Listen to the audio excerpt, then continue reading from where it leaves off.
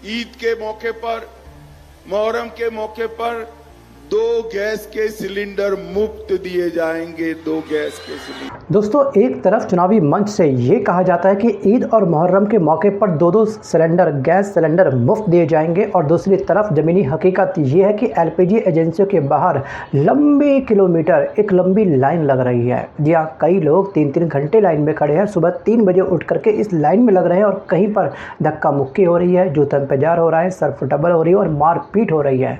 और कई जगह पर दोस्तों लोग लंबी लंबी लाइन में लगने की वजह से बेहोश होकर नीचे गिर रहे हैं, क्योंकि गर्मी अब काफ़ी चरम पे पहुंच चुकी है। और अब सबसे बड़ा सवाल यह कि आखिरकार ऐसा क्यों हुआ। आप सभी जानते होंगे कि ईरान, इजराइल, अमेरिका के बीच में चल रहा है दोस्तों इस समय युद्ध, जो काफ़ी चरम पे पहुंच चुका है। अभी सिर्फ 12 दिन हुए हैं इस युद्ध को, लेकिन इन 12 दिनों में ही भारत की इतनी बुरी तरीके से खस्ता हालत हो चुकी है, एलपीजी सप्लाई पर एक दबाव दिखने लगा है।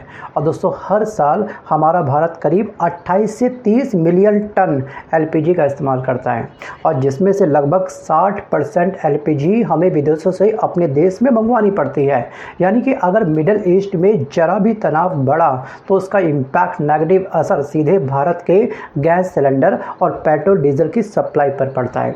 और सरकार दूसरी तरफ ये कह रही है कि एलपीजी का स्टॉक हमारे पास भरपूर है, कोई किल्लत नहीं है। जी हाँ, और ये भी कहा जा रहा है कि कमी की खबरें सिर्फ एक अफवाह हैं।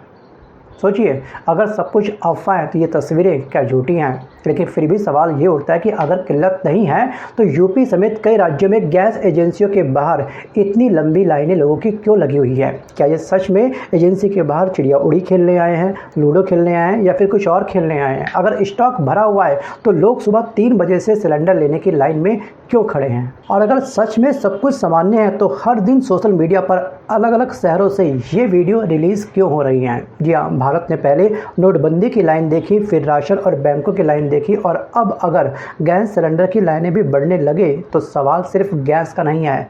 सवाल असली ये है क्या हमारा देश जो विश्व गुरु है, जो हमारा अमृतकाल इस समय चल रहा है, क्या हम संकट आने के बाद तैयारी करते हैं, या फिर हमारी तैयारी कुछ पहले से होती है।